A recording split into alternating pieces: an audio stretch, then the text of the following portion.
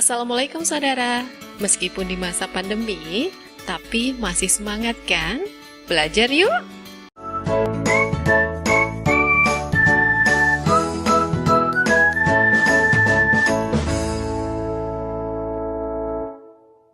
Nah, program ini adalah sebuah program pendidikan yang kami kemas menarik untuk Anda.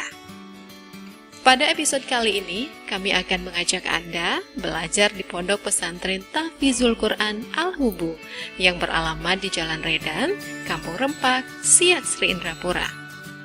Nah saudara, keberadaan pondok pesantren memang memiliki peranan yang penting ya, sebagai pioner maupun corong sosialisasi syiar ajaran agama Islam di Indonesia. Dan bahkan, pondok pesantren sendiri memberikan pola pendidikan yang menekankan nilai-nilai kesederhanaan, keikhlasan, kemandirian, dan pengendalian diri. Pondok Pesantren Tahfizul Quran Al-Hubu Siak didirikan sejak tanggal 19 Agustus 2019 lalu. Pondok pesantren ini memberikan pendidikan bagi santri, mulai dari usia pendidikan anak usia dini, taman kanak-kanak, sekolah dasar, sekolah menengah pertama, hingga sekolah menengah atas. Kegiatan ataupun aktivitas keagamaan di pondok pesantren ini dimulai sejak pagi hari dan diperuntukkan bagi santri yang mondok di pesantren tersebut. Di pukul 4 pagi, santri akan mengawali harinya dengan melakukan sholat tahajud, witir, dan membaca Al-Quran. Ketua Rumah Tahfiz Quran Perguruan Al-Hubu Pondok Pesantren Tahfizul Quran Al-Hubu Siak, Muhammad Iqbal Hadi mengungkapkan, Pondok Pesantren Al-Hubu ini bermula atas keinginan Ustazah Magah dan Ustadz Ayat. Jadi Pondok Pesantren Al-Hubu didirikan pada tanggal 19 Agustus 2019. Bermula dari dua orang Hawidul Mahad, ya. Beliau berkeinginan untuk mendirikan pondok pesantren. Yang pertama ada dari Ustazah Magah dan yang kedua Ustadz Ayat. Ustazah Magah beliau salah satu daripada alumni dari Pondok Pesantren Al-Amin Madura yang diasuh oleh Dr. Kiai Haji Ahmad Fauzi Tijani MA dan juga Pondok Pesantren Darussalam Gontor yang dipimpin Kiai Haji Hasan Abdullah Sahal. Adapun Ustadz Ayat, beliau alumni daripada Diniyah Pasai Bukit Tinggi yang dipimpin oleh Ustadz Nawazir Mukhtar LC, dan juga beliau alumni dari Darussunnah International Institute for Hadith Science yang dipimpin pada masa itu oleh almarhum Profesor Dr. Andes Kiai Haji Ali Mustafa Yakub. Beliau adalah salah seorang imam Masjid Istiqlal yang kini Darussunnah digantikan oleh anak beliau Kiai Haji Zainul Harmain. Karena sama-sama keduanya memiliki latar belakang santri lulusan pondok pesantren, maka keduanya ingin berinisiatif ingin membuka pondok pesantren, yakni Al-Hubu. Dimulai dari RTQ atau Rumah Tahfiz dan dikembangkan hingga menjadilah Pondok Pesantren Tahfizul Quran. Untuk saat ini Tahfizul Quran, dan salah satu keistimewaan dari Al-Hubu juga di sini kita bukan hanya sekedar menghafal Quran, kita juga ngaji kitabnya juga menghafal dan juga menjadikan santri tanpa bully. Dan nama Pondok Pesantren Al-Hubu sendiri, saudara, memberi makna cinta dan kasih sayang, sehingga di pondok pesantren ini menjadi pondok pesantren tanpa bully. Kenapa diberi nama Pondok Pesantren Al-Hubu?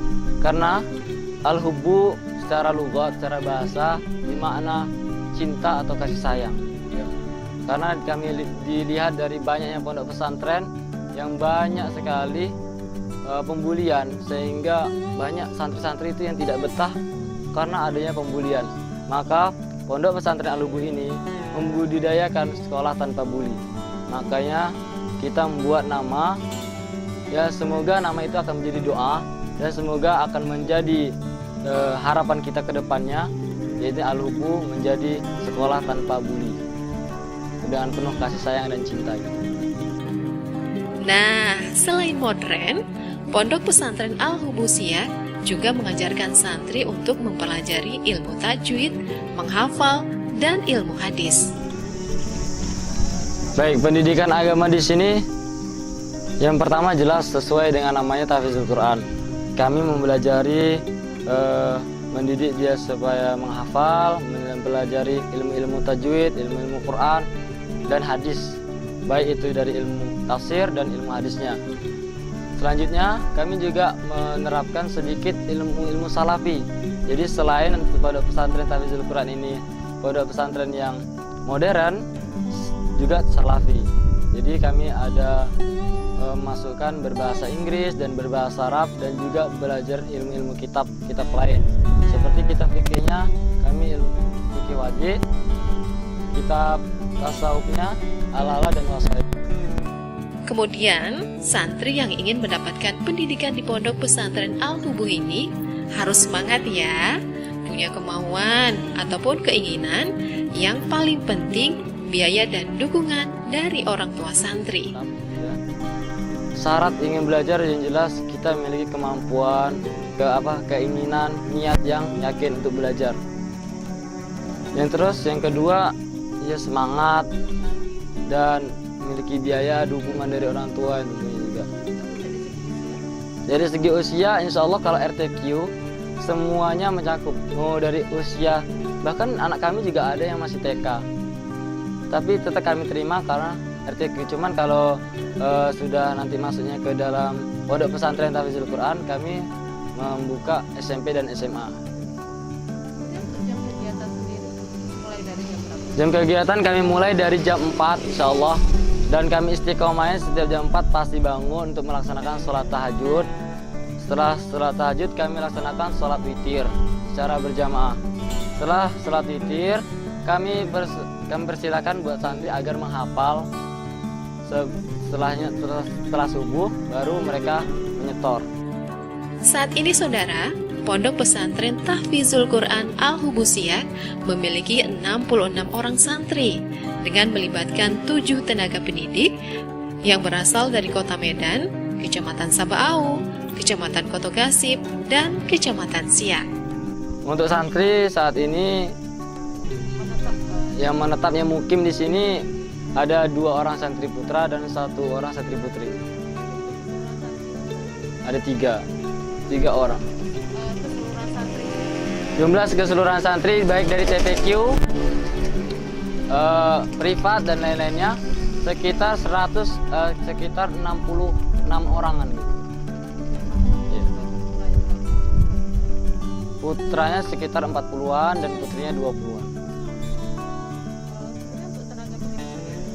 Tenaga pendidikannya ada 2 orang ustadz yang mendidik di sini sekaligus mukim di sini, dan 3 orang ustazah sekaligus 2 ketua yayasannya seperti tadi Ustazah Maga dan Sayat yang selaku leader dari kami semua.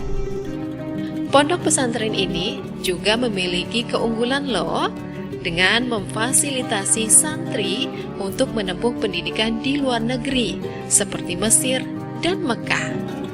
Kemudian dari segi fasilitas, pondok pesantren ini sudah memberikan fasilitas yang baik.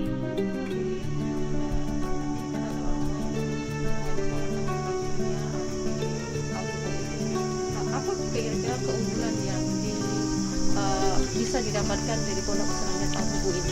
Baik, yang pertama keunggulan dari pondok pesantren Al-Hubu ini adalah kami memberikan kesempatan bagi santri, bagi generasi-generasi bangsa yang ingin sungguh-sungguh menuntut ilmu yang lebih dalam lagi, kami memberikan jalur untuk pergi ke luar negeri seperti ke Mesir, lebih tepatnya ke Universitas Al-Azhar Kairo, dan di Mekah, yakni Ummul Qura.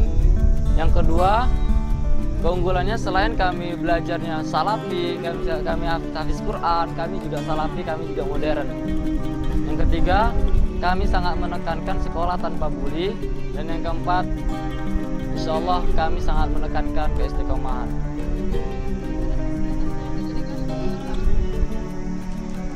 Insya Allah Pondok Pesantren Al-Hubu mencukupkan air, listrik, dan juga meja-meja, papan tulis, dan untuk fasilitas kamarnya kami menyediakan WC, kipas angin, dan kasur.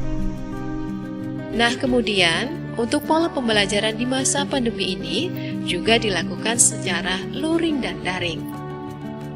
Kegiatan santri di sini selain diisi dengan aktivitas rutin pondok, para santri juga diajarkan untuk menjaga kebersihan lingkungan.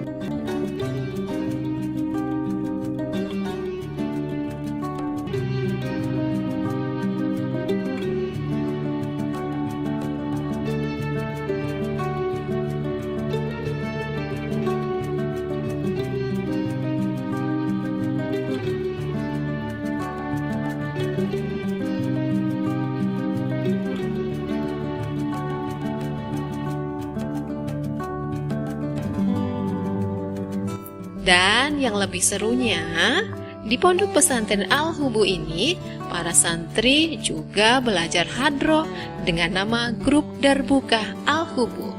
Nah, jadi seru kan belajarnya?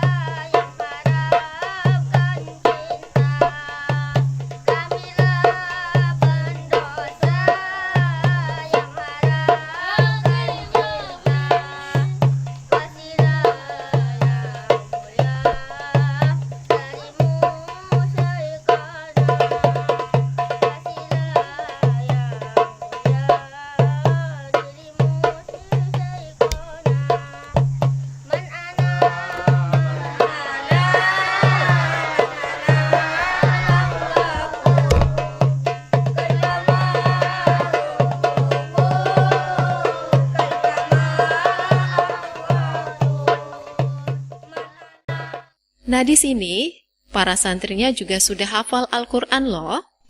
Astagfirullahaladzim. A'udzubillahi minasyaitonirrajim. Bismillahirrahmanirrahim. Sayaqulus sufaha'u minan nasi ma wallahum an qiblatihim allati kanu 'alaiha. Qulillahil masyriqu wal maghrib yahdi man yasha'u ila siratim mustaqim.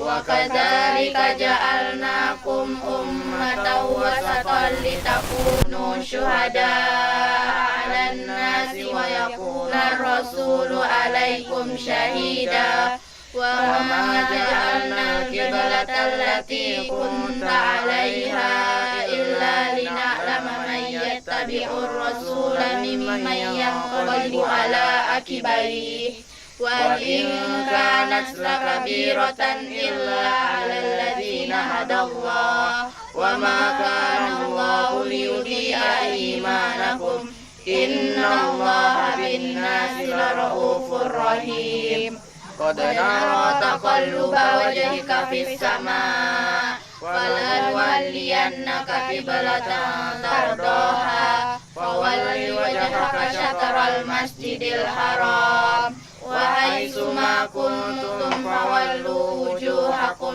شطره وإن الذين أوتوا الكتاب ليعلمون أنه الحق من ربهم الرحمن الرحيم ألف لام ميم ذلك الكتاب لا ريب فيه هدى للمتقين الذين يؤمنون بالغيب ويقيمون الصلاة ومما رزقناهم ينفقون والذين يؤمنون بما أنزل إليك وما أنزل من قبلك وبالآخرة هم يوقنون أولئك على هدى من ربهم وأولئك هم المفلحون إن الذين كفروا سواء عليهم أأنذرتهم أم لم تنذرهم لا يؤمنون ختم الله على قلوبهم وعلى سمعهم وعلى أبصارهم غشاوة ولهم عذاب أليم ومن الناس من يقول آمنا بالله وباليوم الآخر وما هم بمؤمنين يخادعون الله والذين آمنوا وما يخدعون إلا أنفسهم وما يشعرون في قلوبهم مرض فزادهم الله مرضا ولهم عذاب أليم بما كانوا يعلمون وإذا قيل لهم لا تفسدوا في الأرض قالوا إنما نحن مصلحون ألا إنهم هم المفسدون ولكن لا يشعرون وإذا قيل لهم آمنوا كما آمن الناس قالوا أنؤمن كما آمن الناس ألا إنهم هم السفهاء ولكن لا يشعرون وإذا لقوا الذين آمنوا قالوا آمنا وإذا خلوا إلى شياطينهم قالوا إنما نحن مستهزئون الله يستهزئ بهم ويمدهم في طغيانهم يعمهون أولئك الذين اشتروا الضلالة بالهدى فما ربحت تجارتهم وما كانوا مهتدين صدق الله العظيم. Masya Allah, menarik kan belajar di sini? Sampai ketemu di episode yang berikutnya ya. Wassalamualaikum warahmatullahi wabarakatuh.